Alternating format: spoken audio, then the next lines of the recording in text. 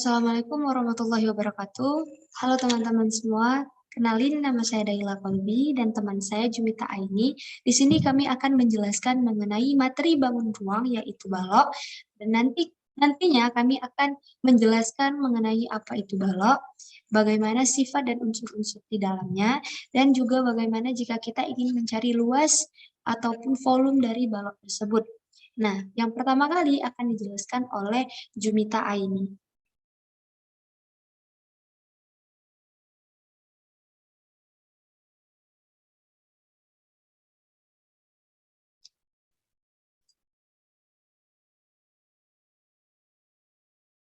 Baik teman-teman, kita masuk ke dalam definisi balok.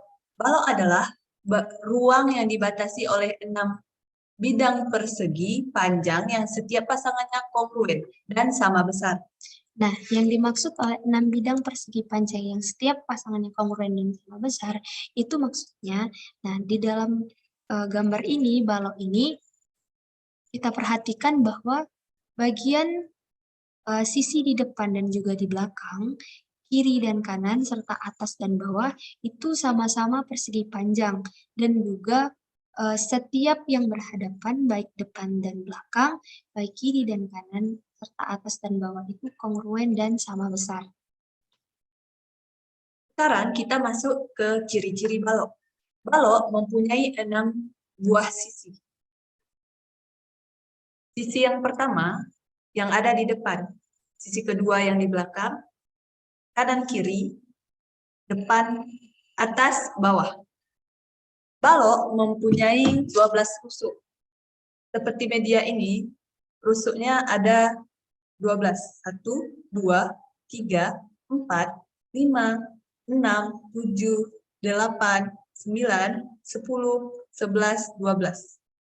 Mempunyai 8 titik. Titik pertama, kedua, ketiga, keempat, kelima, 6, 7, 8.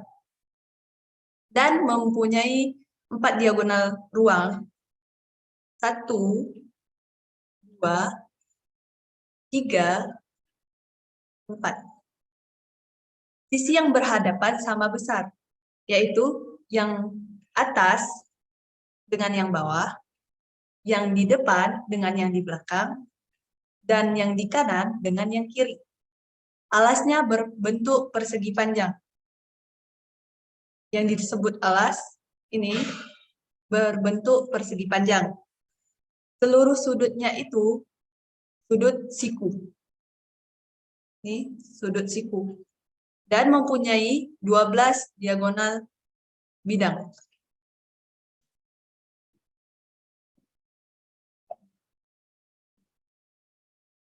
Ini setiap diagonalnya ini, setiap sisinya memiliki 2 diagonal bidang. Jadi ada 6, jadi mempunyai 12 diagonal bidang. Dan 4 rusuk yang berhadapan sama panjang. Ini sudut, jadi rusuk yang berhadapan itu sama panjang. 1, 2, 3, 4. Berhadapan dan sama panjang.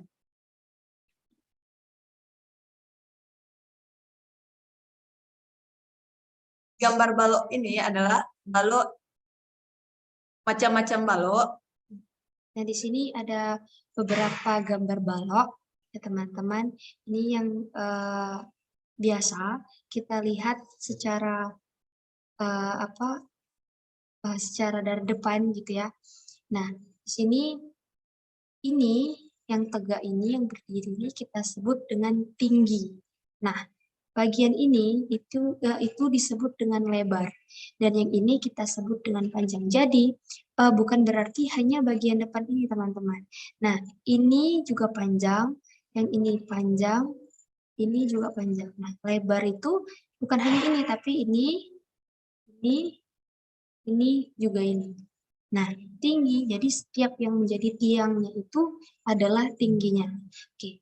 Nah, di sini misalkan ada balok A, B, C, D, E, F, G, H. Nah, ini ditunjukkan dari H ke B itu merupakan diagonal ruang. Sedangkan dari B ke G itu adalah diagonal bidang. Nah, sama seperti ini. Dari H ke A itu diagonal bidang bagian kiri. Sedangkan B ke G itu diagonal bidang bagian kanan. Dari bagian panjang yang ada di belakang, bagian bawah, bagian depan itu kita sebut dengan diagonal ruang. Nah, oke.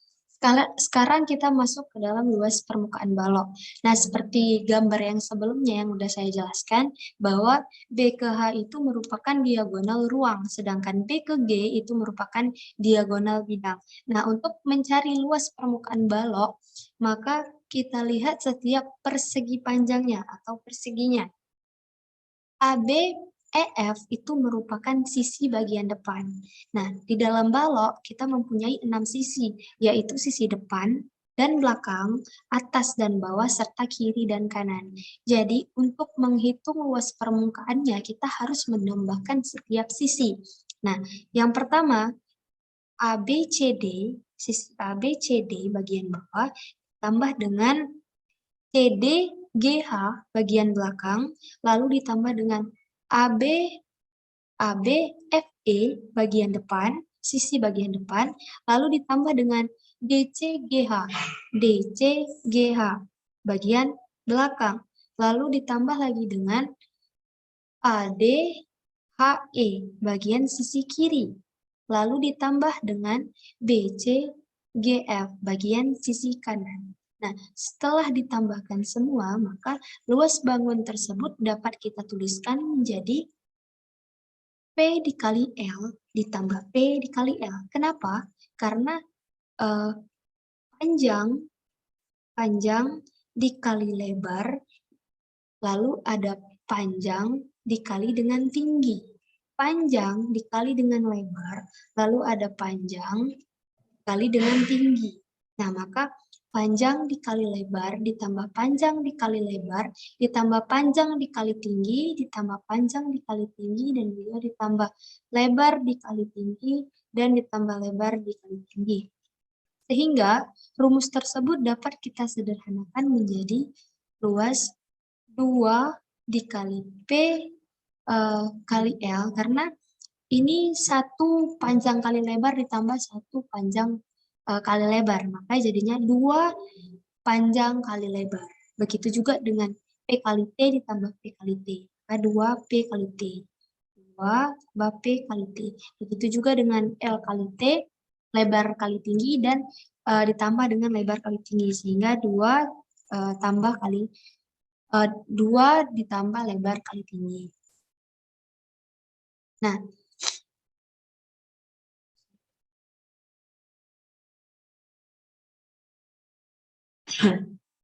di sini kita tunjukkan salah satu jaring-jaring dari balok. Nah, ketika jaring-jaring ini disatukan,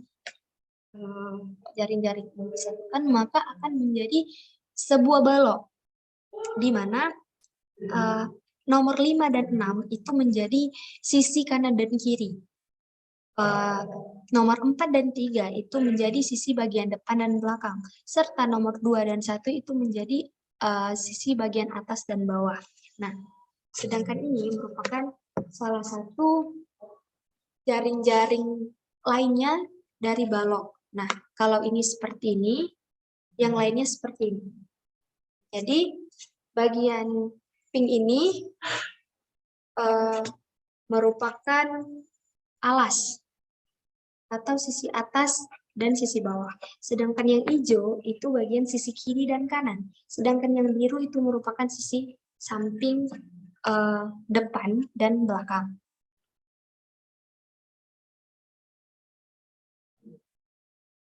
Nah, seperti yang udah dijelaskan sebelumnya, di sini kita perjelas lagi melalui jaring-jaring dari sebuah balok untuk mencari luasnya. Oke, nah jadi persegi panjang yang pertama itu ditambah dengan persegi panjang yang kedua. Persegi panjang yang pertama ini ditambah dengan persegi panjang yang kedua. Lalu ditambah juga dengan persegi panjang yang ketiga, yang keempat, yang kelima, dan juga yang keenam. Nah, maka dapat kita tuliskan P dikali L. P dikali L ditambah P dikali L. Jadi yang pertama P dikali L ditambah dengan P dikali L. Nah, ini panjangnya, ini juga panjang. Lalu ditambah dengan P dikali T. Ditambah dengan P dikali T. Oke. Nah, selanjutnya lebar dikali dengan tinggi. Lebar dikali dengan tinggi. Lebar dikali dengan tinggi. Jadi yang ini tinggi, ini lebar, ini lebar. Yang ini lebar, yang ini tinggi, ini lebar, dan juga ini tinggi.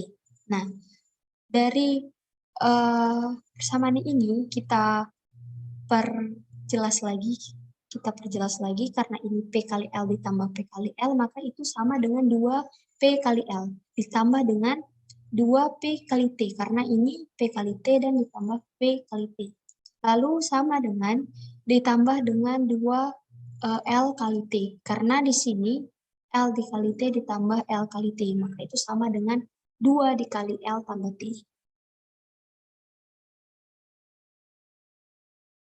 Oke, sekarang kita masuk ke dalam volume balok. Bagaimana jika kita ingin mencari volume balok? Nah, seperti yang udah kita ketahui pada dasarnya bahwa balok itu terdiri dari panjang, lebar, dan tinggi. Sehingga untuk mencari volume balok, rumus yang kita gunakan adalah panjang kali lebar kali tinggi atau P kali L kali T. Nah, di sini ada sebuah ilustrasi, yaitu bagaimana jika kita ingin mencari volume balok di mana balok tersebut berisi satuan kubus atau beberapa satuan kubus. Nah, di sini saya juga punya media dari sebuah balok di mana balok tersebut diisi dengan beberapa kubus. Nah, kalau di sini ini sudah terisi. Ini contoh media realnya. Nah, bagaimana jika ini kita ilustrasikan? Semua satuan dari kubus ini masuk ke dalam sebuah balok. Oke, nah dari sini kita bisa lihat bahwa di dalam balok ini, di bagian panjang itu bisa memuat 5 satuan kubus. Di bagian panjang bisa memuat 5 satuan kubus. Sedangkan di bagian lebarnya itu memuat 3 satuan kubus. Ya, ini panjang dan ini lebar. Dan tingginya, dari sini kita bisa lihat bahwa dari tingginya itu memuat 3 satuan kubus. Sehingga di dalam balok ini kita bisa menghitung volumenya, yaitu panjang kali lebar kali tinggi, di mana panjangnya tadi ada 5 satuan, lebarnya ada 3 satuan, dan tingginya ada 3 satuan, maka volume balok yang dihitung adalah 5 dikali 3 dikali 3. Jadi, volume balok dari beberapa satuan kubus ini adalah 45 cm kubik. Oke. Sekian dari pembahasan kami mengenai materi balok. Terima kasih buat teman-teman yang udah perhatikan, dan semoga semangat dalam belajar, semoga paham. Kami akhiri. Assalamualaikum warahmatullahi wabarakatuh.